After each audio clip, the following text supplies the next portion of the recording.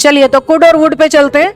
पहली बात तो ये समझ लो, कुड होता है कैन का पास्ट, यानी प्रेजेंट में जिस चीज के लिए कैन लगता है पास्ट में उसी चीज के लिए कुड लगता है। और वुड होता है विल का पास्ट, यानी फ्यूचर अगर दिखाना है तो विल और फ्यूचर की पॉसिबिलिटी दिखानी है तो वुड। ये बात मैं कल करके गई थी आपसे। नरेशन में डायरेक्ट स्पीच में अगर कैन है तो इनडायरेक्ट में कुड हो जाएगा, डायरेक्ट में अगर विल है तो इनडायरेक्ट में वुड हो जाएगा। ये चीज आपके काम आती है। या फिर जो इसमें कंफ्यूज करने वाली बात होती है वो होता है इनका रिक्वेस्ट वाला केस।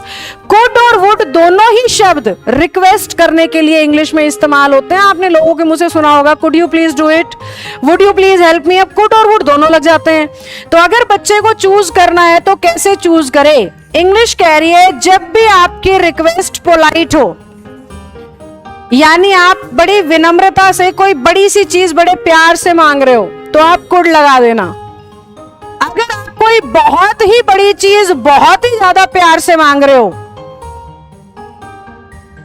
बहुत ही बड़ी चीज और बहुत ही ज्यादा प्यार से, तो मोर पोलाइट रिक्वेस्ट के लिए इंग्लिश कहती है क्या लगा दो? वुड लगा दो। अब रूल भी इतना माशाअल्लाह है कि फर्क किया ही नहीं जा सकता। कैसे पता लगे भाई रिक्वेस्ट पोलाइट है या रिक्वेस्ट मोर पोलाइट है?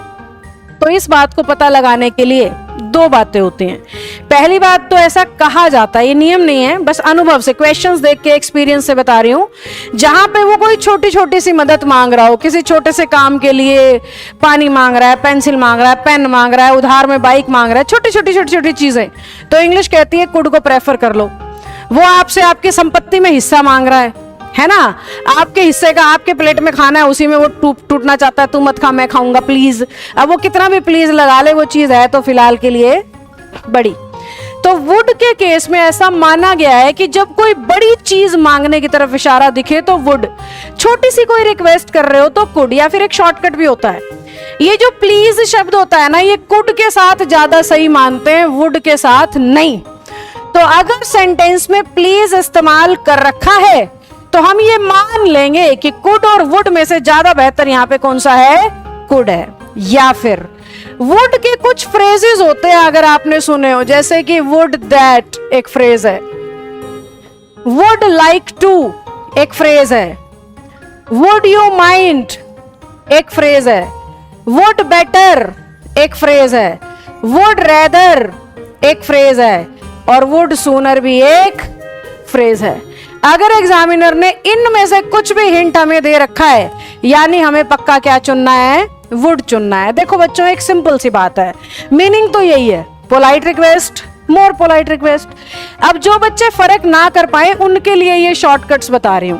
भाई प्लीज लगा हो तो कुड को प्रेफर कर लेना, दैट लगा हो तो वुड को प्रेफर कर लेना, लाइक टू लगा हो तो वुड को प्रेफर कर लेना, वुड बेटर रेदर सूनर हो तो भी वुड को प्रेफर करेंगे इंस्टेड ऑफ कुड।